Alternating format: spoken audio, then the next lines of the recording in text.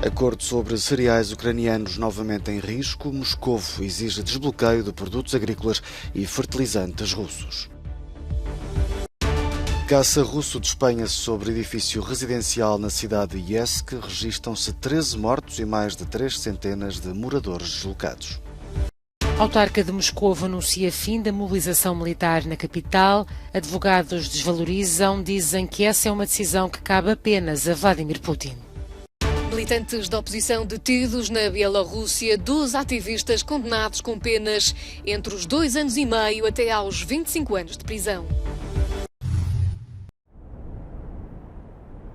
As exportações de cereais ucranianos podem estar novamente em risco. Aproxima-se o fim do prazo do compromisso alcançado em julho, válido por 4 meses, e a Rússia reclama as contrapartidas. Isso mesmo foi comunicado em Moscovo ao enviado da ONU, Martin Griffiths, a quem foi dito que o acordo assinado em Istambul pode ser prolongado, mas só se os países ocidentais levantarem restrições sobre as exportações de produtos agrícolas e fertilizantes russos.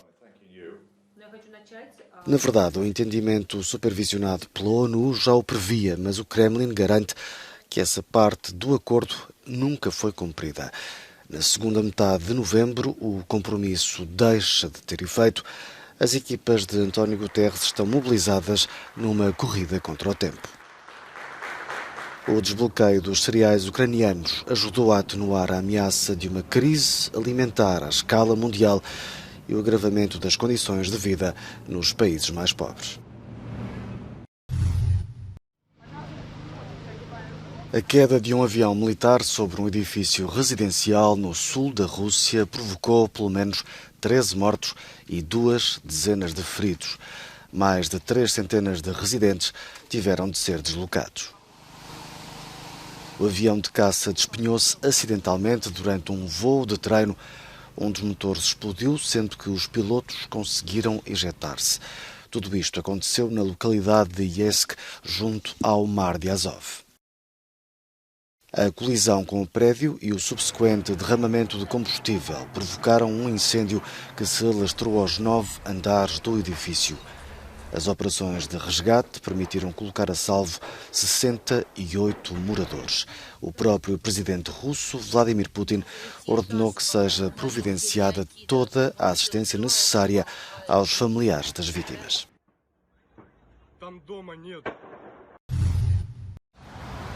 O presidente da Câmara de Moscovo anunciou esta segunda-feira o fim da mobilização militar na capital. Sergei Sobyanin disse que os centros de recrutamento, abertos há quase um mês, vão fechar e que Moscovo já recrutou a sua cota de homens enviados para combater na Ucrânia. Na sexta-feira, Vladimir Putin disse não prever uma nova onda de mobilização dos russos no exército. Konstantin tinha um destacamento previsto para esta segunda-feira às 10 da manhã. Depois de entregar os documentos, disseram-lhe que seria enviado para a guerra no dia 19 de outubro.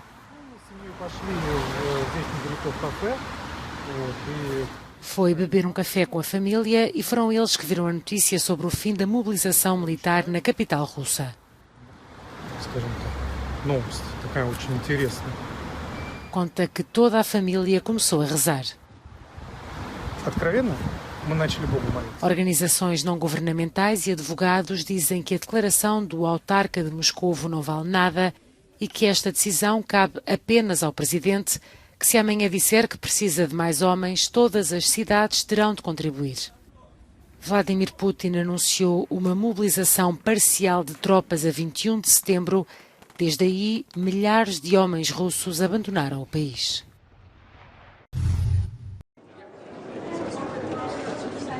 Na Bielorrússia, 12 ativistas da oposição foram condenados apenas entre os 2 anos e meio e os 25 anos de prisão num julgamento de terrorismo ligado aos protestos generalizados de 2020. O líder do grupo, de acordo com a acusação, foi condenado a 25 anos de prisão. Foi acusado de atos de terrorismo, preparação de atos de terrorismo em grupo organizado, tentativa de golpe de Estado e traição, segundo as ONGs. Nessa altura, média independentes e muitas organizações foram proibidos e várias figuras de relevo foram obrigadas a fugir, entre elas o ativista dos direitos humanos da Bielorrússia, Ales Beliatsky, recente co-vencedor do Prémio Nobel da Paz, que se encontra preso desde julho de 2021. As ONGs consideram que a Bielorrússia tem atualmente mais de 1.300 presos políticos.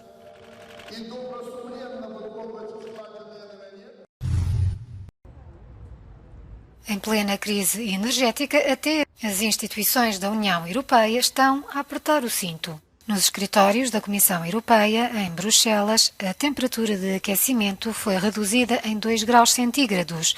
Isto segue-se a uma redução no consumo total de energia de 20% entre 2015 e 2021.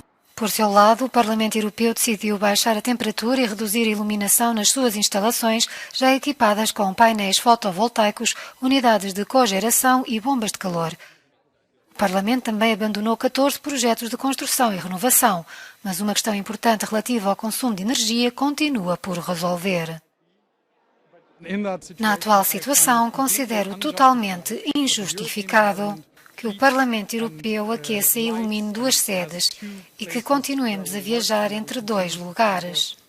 Durante a crise energética, deveríamos ficar em Bruxelas. Segundo o Tratado da União Europeia, Estrasburgo, em França, tem a sede das sessões plenárias do Parlamento Europeu 12 vezes por ano.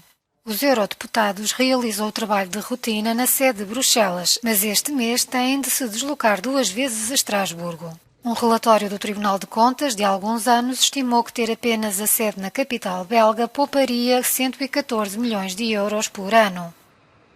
Por outro lado, as emissões totais de gases poluentes atribuíveis ao funcionamento da sede de Estrasburgo ascendem a quase 19 mil toneladas de CO2 por ano. Penso que em 2022 a relação entre a Alemanha e a França é suficientemente forte para que possamos dispor de apenas uma sede. É o que quer o Parlamento, mas infelizmente não podemos decidi-lo. São os governos, particularmente o governo francês, que travam essa decisão.